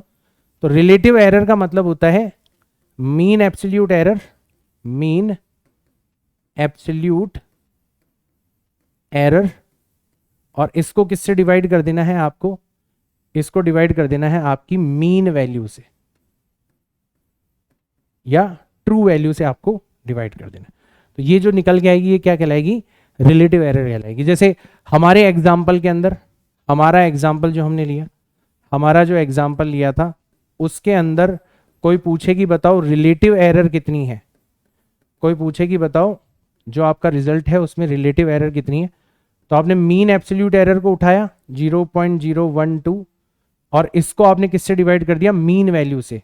मीन वैल्यू का मतलब 1.25 से आपने इसको डिवाइड कर दिया। जो भी आपकी कैलकुलेशन आएगी वो आप यहां पर लिख सकते हो। और इससे भी ज्यादा काम की होती है आपकी अगली, जिसको अपन कहते हैं परसेंटेज एरर, जिसको अपन क्या कहते हैं, जिसको अपन कहते हैं परसेंटेज एरर, परसेंटेज एरर कहते हैं। ठीक है, और परसेंटेज एरर क्या होती है, मीन एब्सोल्यूट एरर को आपको उठाना है, उठा लिया सर, मीन एब्सोल्यूट एरर, इसको आपको मीन वैल्यू से डिवाइड करना है, कर दिया सर, और मल्टीप्लाई कर देना है 100 से। जैसे नॉर्मल अपन परसेंटेज निकालते हैं उसी तरीके से यहां पर भी हमें काम में लेना है। जैसे अगर हमारा एग्जाम्पल लें तो हमारे एग्जाम्पल के अंदर परसेंटेज एरर कितनी आ रही होगी, हमारे एग्जाम्पल के अंदर जो परसेंटेज एरर आ रही है वो कितनी आ रही है, मीन एब्सोल्यूट एरर है 0.012 डिवाइडेड बाय मीन वैल्यू है 1.25 मल्टीप्लाइड बाय 100। इसको हमें सॉल्व करना है। सॉल्व तो कर ही सकते हो, यहां से डेसिमल हटाओगे तो नीचे चला जाएगा 1000, यहां से डेसिमल हटाओगे तो ऊपर चला जाएगा 100, 2 जीरो से 2 जीरो गए, 1 से ये जीरो चला गया। ठीक है, या 5 से कैंसिल आउट कर दो, पहले 5 से कैंसिल आउट कर दो। ठीक है, 25 से कैंसिल आउट कर दो, तो ये 25 से 4 टाइम्स चला गया और ये 25 से 5 टाइम्स चला गया। ठीक है, और 12 चौक 48, 48 को आप 5 से डिवाइड करोगे तो कितना आएगा, 0.96 आ जाएगा, 0.96%, 0.96%, इतना आपका आंसर यहां पर आ जाएगा। ठीक है, इसको कैलकुलेट कर लेना आप आसानी से, आपका आंसर आ जाएगा। ठीक है, कोई दिक्कत नहीं है भाई, 9.6 आएगा, उसको 10 से डिवाइड करोगे 0.96% आपका आंसर आ जाएगा। इस तरीके से हम लोग परसेंटेज एरर निकाल सकते हैं। तो फाइनल रिजल्ट लिखने का जो सेकंड मेथड है वो अब आपको पता पड़ गया, और ये थोड़ा ज्यादा पॉपुलर है। फाइनल रिजल्ट लिखने का जो सेकंड मेथड है, फाइनल रिजल्ट को रिपोर्ट करने का जो सेकंड मेथड है, उसमें हम कौन सी एरर का यूज करते हैं, परसेंटेज एरर का। हमें कैसे पता चलेगा, परसेंटेज का चिन्ह, परसेंटेज का सिंबल लगा हुआ होगा।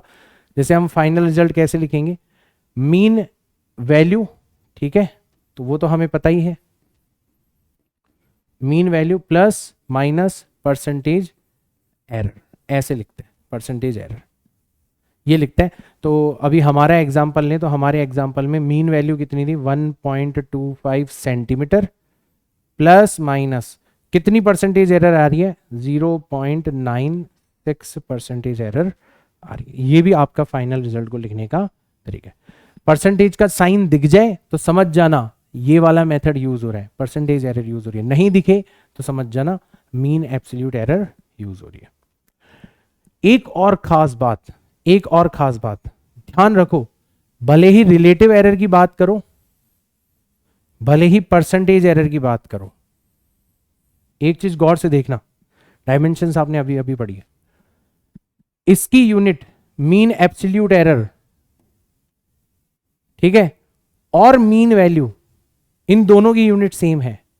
सेम यूनिट्स वाली फिजिकल क्वांटिटीज को डिवाइड करते हैं तो जो रिजल्ट मिलता है वो डायमेंशन लेस होता है।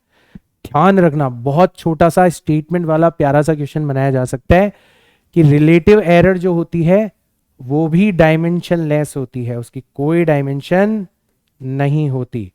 और इसी प्रकार से परसेंटेज एरर जो होती है वो भी डायमेंशन लेस होती है, वो भी डायमेंशन लेस होती है। आया समझ में? ये चीज आपको ध्यान में रखनी है। तो इस तरीके से आप पूरा मेजरमेंट का प्रोसेस जो है वो मेरे साथ समझ चुके हो, कैसे आपको मल्टीपल रीडिंग्स लेनी होती है, उनका एवरेज निकाल के मीन वैल्यू या ट्रू वैल्यू निकालनी होती है, उसकी मदद से हर रीडिंग की एब्सोल्यूट एरर निकालनी होती है, उन एब्सोल्यूट एरर्स की मदद से मीन एब्सोल्यूट एरर निकलेगी जिसमें आपको पॉजिटिव वैल्यूज को ऐड करना है एवरेज लेते समय, और मीन एब्सोल्यूट एरर की मदद से आप रिलेटिव एरर और परसेंटेज एरर निकाल सकते हो। फाइनल रिजल्ट को आप मीन एब्सोल्यूट एरर की फॉर्म में भी रिपोर्ट कर सकते हो और परसेंटेज एरर की फॉर्म में भी रिपोर्ट कर सकते हो। ये चीज आपने फाइनली मेरे साथ में सीख ली, जो कि बहुत ज्यादा इंपॉर्टेंट है, ठीक है। तो यहां पर एरर का एक बेस हमारा क्रिएट हो चुका है। अब अपन बात करें, यहां से आगे जाएं, तो यहां से आगे बढ़ने पर हमारे सामने आएगा rules of error propagation. Rules of error propagation, तो कुछ बहुत बेसिक रूल्स है, ठीक है ना। एरर प्रोपेगेशन का मतलब क्या है? आपने एक फिजिकल क्वांटिटी है ए, इसको मेजर किया, तो इसमें एरर कितनी आ गई? प्लस माइनस डेल्टा ए, इतनी एरर आ गई, ठीक है भाई, मेजर करोगे तो एरर आएगी। ऐसे एक और क्वांटिटी है बी, आपने इसको मेजर किया और इसमें भी कितनी एरर आ गई? डेल्टा बी एरर आ गई, ठीक है। तो आपने रिजल्ट कैसे रिपोर्ट किया होगा? ये इसकी ट्रू वैल्यू रही होगी और प्लस माइनस ये इसकी एरर रही होगी। ऐसे ये इसकी ट्रू वैल्यू रही होगी और ये प्लस माइनस इसकी एरर रही होगी। ऐसे आपने दो क्वांटिटीज को मेजर किया। अब आप तीसरी क्वांटिटी कैलकुलेट कर रहे हो। आप इस z को क्या कर रहे हो? कैलकुलेट कर रहे हो। ये वाली क्वांटिटी आपने क्या करी थी? मेजर करी थी। ये वाली क्वांटिटी आपने क्या करी थी? मेजर करी थी, ठीक है। और इस क्वांटिटी को आप क्या कर रहे हो? कैलकुलेट कर रहे हो। क्या कर रहे हो? कैलकुलेट कर रहे हो। तो अगर इसमें एरर है, इसमें एरर है और इन दोनों को यूज करके आप इसको कैलकुलेट करोगे तो पक्का जेड में भी एरर चली जाएगी। इसी को अपन कहते हैं एरर प्रोपगेशन। एरर का प्रोपगेट होना, आपके मेजरमेंट से आपके कैलकुलेशन तक पहुंच जाना, यही क्या कहलाता है? Error propagation. और इसके रूल्स अलग अलग होते हैं, इसके रूल्स अलग अलग होते हैं।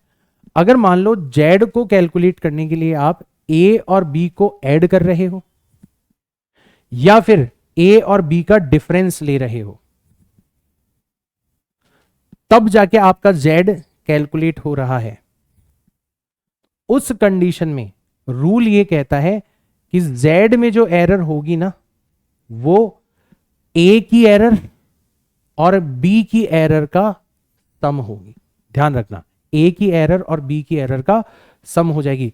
भले ही आपने ए और बी को ऐड किया हो तो भी सम करना है एरर्स को, भले ही आपने ए और बी का डिफरेंस लिया हो तो भी सम करना है आपको एरर्स का। ये आपका रूल कहलाता है। इस रूल को अपन कहते हैं एडिशन सब्ट्रैक्शन रूल। इस रूल को अपन क्या कहते हैं? एडिशन सब्ट्रैक्शन रूल कहते हैं। एडिशन सब्ट्रैक्शन रूल कहते हैं। आया समझ में? पहला रूल तो ये हो गया। आप बोलोगे सर जरूरी थोड़ी ना है कि हम ए और बी को ऐड करें या इनका डिफरेंस लें। हो सकता है हम ए और बी को मल्टीप्लाई कर दें फिर जेड कैलकुलेट हो सकता है हम ए और बी को डिवाइड कर दें, ठीक है। तो ऐसा भी तो हो सकता है ना कि जेड को कैलकुलेट करने के लिए आप ए और बी का मल्टीप्लिकेशन कर रहे हो या फिर z को कैलकुलेट करने के लिए आप a और b का डिवीजन कर रहे हैं, ये भी हो सकता है।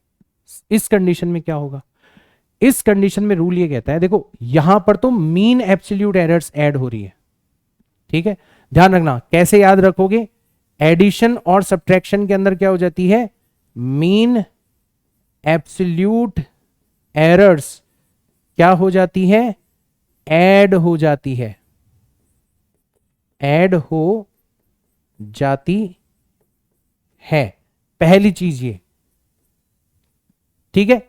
और यहां पर रूल क्या कहेगा, यहां पे रूल ये कहेगा कि परसेंटेज एरर इन जेड जो होगा, परसेंटेज एरर इन जेड वो किसके इक्वल हो जाएगा, वो हो जाएगा percentage error in a plus minus percentage error in b, इसके इक्वल हो जाएगा, ये कहता है आपका रूल। भले ही आप क्या करो, भले ही आप मल्टीप्लाई करो, मल्टीप्लिकेशन करने पर भी आपकी एरर्स ऐड होंगी, भले ही आप डिवाइड करो, डिवाइड करने पर भी आपकी एरर्स ऐड होंगी। कौन सी एरर्स ऐड होंगी, बस ये ध्यान रखना है, जब एडिशन सब्ट्रैक्शन होता है तब तो मीन एब्सोल्यूट एरर्स ऐड होती है, और जब मल्टीप्लिकेशन डिवीजन होता है तो कौन सी एरर्स ऐड हो जाती है, तो फिर आपकी आइदर परसेंटेज एरर्स या कह लो रिलेटिव एरर्स, है ना, परसेंटेज एरर और रिलेटिव एरर में कोई खास डिफरेंस नहीं है, 100 मल्टीपल का ही डिफरेंस है, ये दोनों क्या हो जाती है, या एरर्स ऐड हो जाती है, ये रूल कहलाता है आपका ऐड हो जाती है, ये रूल कहलाता है आपका मल्टीप्लिकेशन, ये रूल कहलाता है आपका multiplication division rule, multiplication division rule कहलाता है ये। तो ये दोनों रूल्स जो हैं ये आपके काम आ सकते हैं जब आप एरर प्रोपेगेशन से रिलेटेड क्वेश्चंस कर रहे हो। जैसे मैं आपको कुछ एग्जांपल्स बताता हूं, जैसे मान लो एक एग्जांपल हमने लिया यहां पर कि एक स्टूडेंट ने दो रेजिस्टेंसेस का मेजरमेंट किया, पहले रेजिस्टेंस का मेजरमेंट किया R1, तो ये निकल के आया 5 प्लस माइनस 1%, ठीक है, और दूसरे रेजिस्टेंस का मेजरमेंट किया R2, ये निकल के आया 10 प्लस माइनस 2%, ऐसे निकल के आया, इतने ओम निकल के आए और इतने ओम निकल के आया R2, ठीक है। आपसे पूछा गया है कि फाइंड देयर सीरीज कॉम्बिनेशन, ठीक है, इनके सीरीज कॉम्बिनेशन का रेजिस्टेंस आपको फाइंड आउट करना है ना, find resistance of their series combination. तो हमें पता है, हमने R1 को मेजर किया है, इसमें R2 को मेजर किया, सीरीज कॉम्बिनेशन को हम कैलकुलेट करेंगे। तो हमें पता है सीरीज कॉम्बिनेशन का जो रेजिस्टेंस होता है वो किसके बराबर होता है, R1 प्लस R2 के बराबर होता है। तो हम दोनों को क्या कर रहे हैं, दोनों मेजर्ड वैल्यूज को हम यहां पर ऐड कर रहे हैं। जैसे हमें पता चला ऐड कर रहे हैं, कौन सा रूल लगेगा यहां पर एडिशन सब्ट्रैक्शन रूल लग जाएगा, एडिशन रूल यहां पर लगेगा। एडिशन रूल क्या कहता है, एडिशन रूल ये कहता है कि इसमें जिस क्वांटिटी को आप कैलकुलेट कर रहे हो, इसमें जो एब्सोल्यूट एरर होगी, ध्यान देना, इसमें जो एब्सोल्यूट एरर होगी वो किसके इक्वल हो जाएगी, absolute error in R1 plus absolute error in R2 के इक्वल हो जाएगी। तो थोड़ा केयरफुल रहना बेटा, यहां पर आपको एरर किस फॉर्मेट में दे रखी है, परसेंटेज के फॉर्मेट में दे रखी है। तो आप सबसे पहले क्या करोगे, आप सबसे पहले एब्सोल्यूट एरर निकालोगे। आपको पता है परसेंटेज एरर इन R1 क्या रहा होगा, absolute error in R1 divided by R1 multiplied by 100 रहा होगा। तो आप उल्टा कर दो, उल्टा कैसे करेंगे, वैसे आप डायरेक्ट भी कर सकते हो कि 1%, तो 1% का मतलब हो जाता है 1 divided by 100, 1 divided by 100 of what, of this 5, of 5। तो ये हो जाएगा आपका, ये हो जाएगा आपका, सीधा सीधा आ जाएगा यहाँ से, ये जो हमने कैलकुलेट किया है ये आ जाएगा आपका डेल्टा R1 आ जाएगा। ये भाई यहां से भी निकाल सकते हो कि डेल्टा R1 किसके इक्वल होगा, परसेंटेज एरर 1, R1 चला जाएगा उधर तो 5 चला गया उधर, और 100 आ जाएगा नीचे डिवीजन में। या फिर आप डायरेक्ट कर सकते हो कि 1% ऑफ 5, ये हम बचपन से करते आ रहे हैं, दोनों तरीके से कर सकते हो। तो डेल्टा R1 हो जाएगा 1% ऑफ 5, मतलब कितना हो गया ये 0.05 ओम हो गया। और डेल्टा R2 कितना होगा, तो इसी तरीके से डेल्टा R2 निकाल लो, it is 2% of 10, it is 2%, यानी कि 2 डिवाइडेड बाय 100 ऑफ 10, ऑफ 10। तो ये 0 से 0 चला गया तो ये आ जाएगा 0.20 ओम, इतना आ जाएगा आपका डेल्टा R2। अब आप इन दोनों को क्या कर सकते हो, ऐड कर सकते हो। तो डेल्टा RS कितना आ जाएगा आपका, डेल्टा RS आ जाएगा 0.05 प्लस 0.20, यानी कि डेल्टा RS जो है वो आ जाएगा आपका 0.25 ओम। इतनी आपकी एरर होगी। कोई पूछे ट्रू वैल्यू कितनी होगी RS की, तो दोनों ट्रू वैल्यूज को ऐड कर दो, 5 प्लस 10 कितना हो जाएगा, 15 ओम आ जाएगा। चाहो तो परसेंटेज एरर भी निकाल सकते हो, परसेंटेज एरर इन RS किसके इक्वल हो जाएगा, 0.25 डिवाइडेड बाय ट्रू वैल्यू कितनी है 15 मल्टीप्लाइड बाय 100, तो ये आ जाएगा आपका 25 डिवाइडेड बाय 15, मतलब 5 डिवाइडेड बाय 3, तो लगभग आ रहा है आपका 1.67%, इतना आ रहा है। थोड़ा कैलकुलेशन वगैरह मेरी हमेशा चेक कर लिया करो, कुछ गड़बड़ हो जाए तो उसको करेक्ट कर लिया करो। ये हो रही है आपकी परसेंटेज। तो आप फाइनल रिजल्ट जो है वो दोनों तरीके से लिख सकते हो। आप फाइनल रिजल्ट को ऐसे भी लिख सकते हो कि आपका जो RS है वो कितना हो जाएगा, 15 ओम प्लस माइनस 0.25 ओम, या फिर आप ऐसे भी लिख सकते हो 15 ओम प्लस माइनस 1.67%, ऐसे भी आप, दोनों तरीके से ये लिखा जा सकता है।